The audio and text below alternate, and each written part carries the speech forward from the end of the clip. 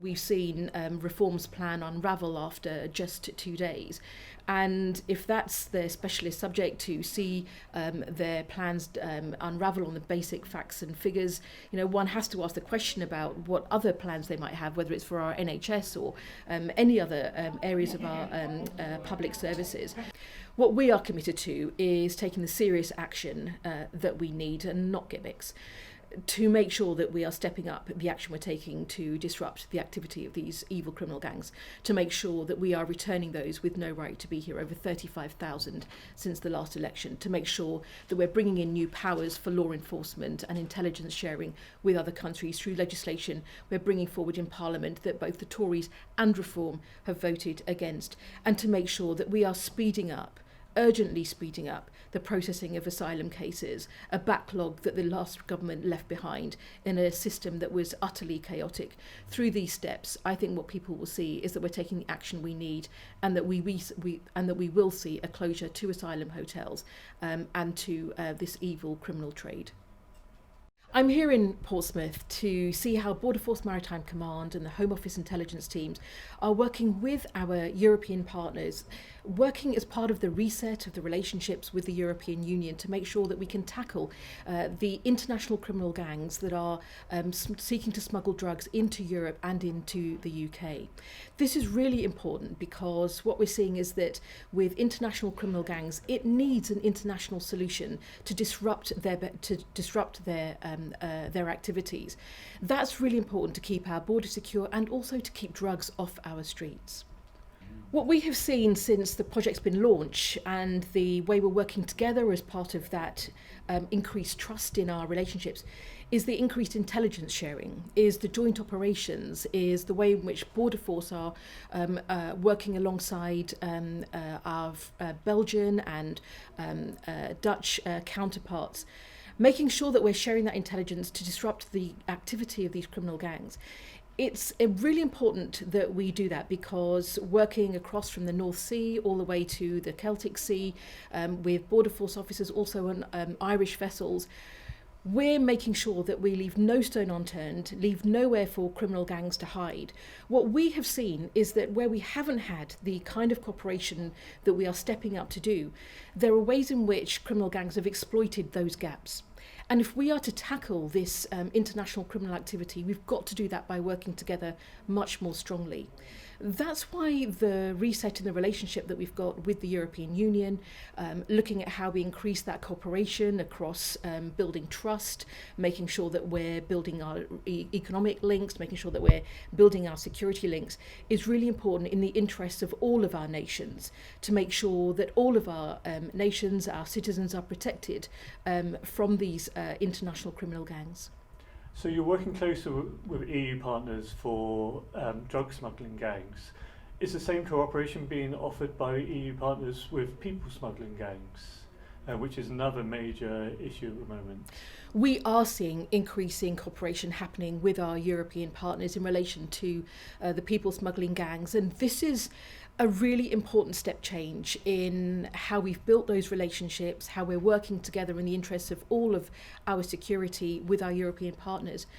Whether that is the work we're doing with France on the unprecedented returns agreement that we now have, whether that is the work we're doing with Bulgaria, there's also our wider trade agreement, also our wider returns agreements with Iraq, and also that close cooperation to disrupt the supplies to criminal gangs across Europe. This is really important because this again is an international problem. These are international gangs. They have been taking advantage of international gaps in our security and cooperation. That's why the way we work together is about closing these gaps so that they can no longer be exploited by these international criminal gangs who are putting lives at risk and undermining our border security. It's so important that we see this cooperation continue, and that's what our reset in our relationship with the European Union is about. Because what people will see is that in rebuilding trust with our European partners, that trust is leading to greater intelligence sharing. That greater intelligence sharing is leading to joint operations like Operation White Sea that we've seen increased the work we're doing on tackling drug supply into Europe and the UK.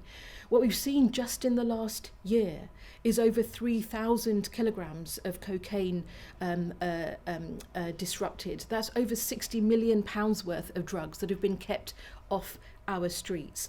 That is the real impact of this close cooperation. But what we also want to see is the work we're doing on disrupting those criminal gangs who are involved in people smuggling internationally, know that there will be nowhere for them to hide.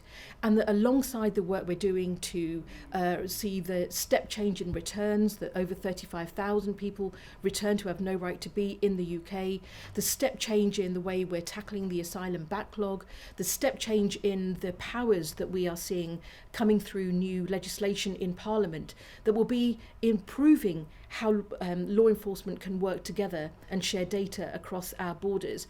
These are all really important steps that we cannot see have the impact that we need without that close cooperation with our European partners. You said there were drugs on our streets. Would that mean European streets as opposed to UK streets? It's both, isn't it? Yeah, that's what I wanted to just clarify. Because it's both.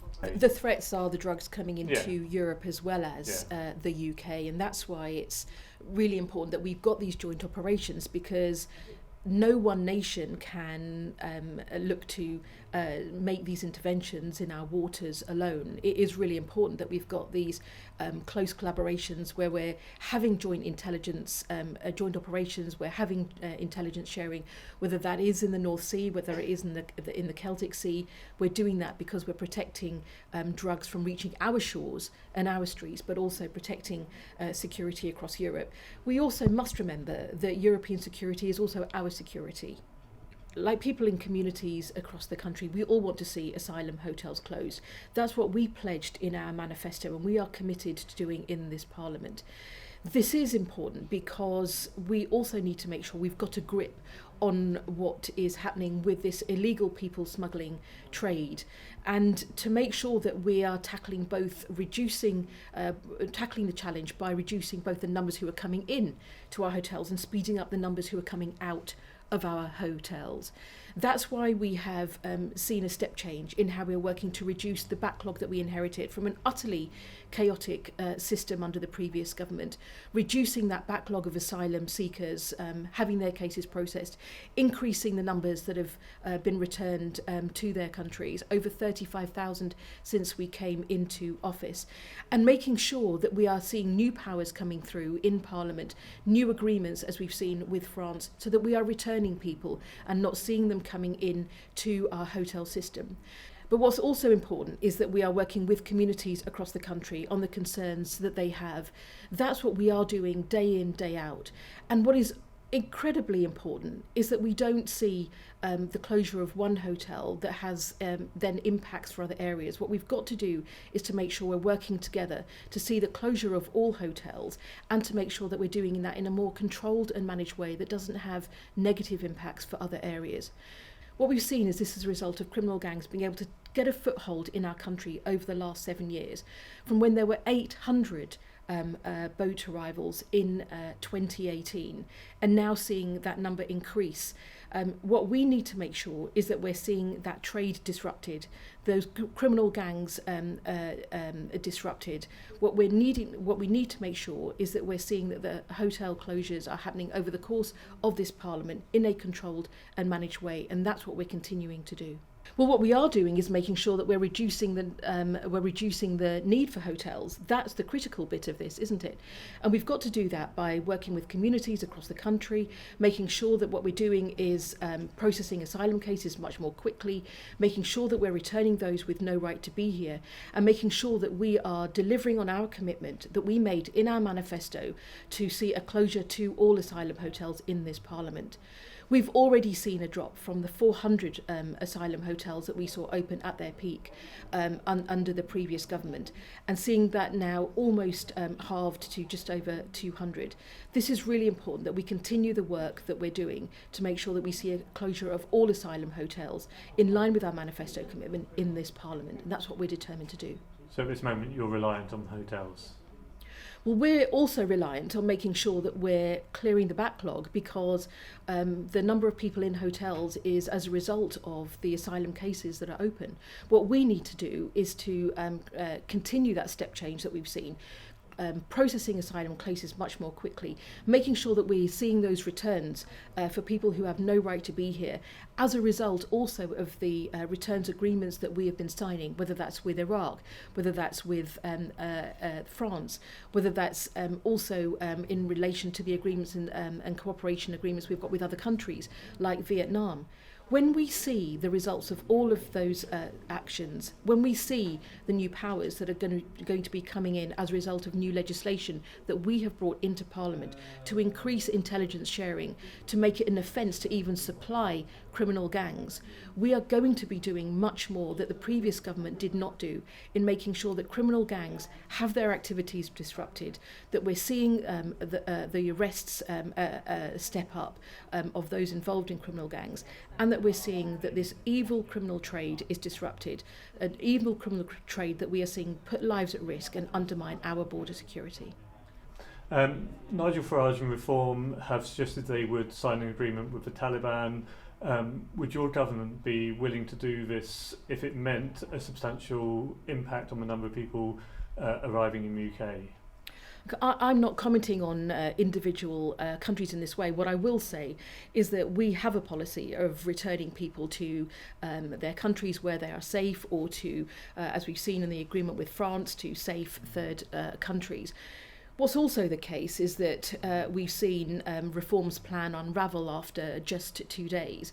And if that's the specialist subject to see their plans unravel on the basic facts and figures, one has to ask the question about what other plans they might have, whether it's for our NHS or any other areas of our public services. What we are committed to is taking the serious action that we need, and not gimmicks, to make sure that we are stepping up the action we're taking to disrupt the activity of these evil criminal gangs, to make sure that we are returning those with no right to be here, over 35,000 since the last election, to make sure that we're bringing in new powers for law enforcement and intelligence sharing with other countries through legislation we're bringing forward in Parliament that both the Tories and Reform have voted against, and to make sure that we are urgently speeding up the processing of asylum cases, a backlog that the last government left behind in a system that was utterly chaotic. Through these steps, I think what people will see is that we're taking the action we need, and that we will see a closure to asylum hotels and to this evil criminal trade.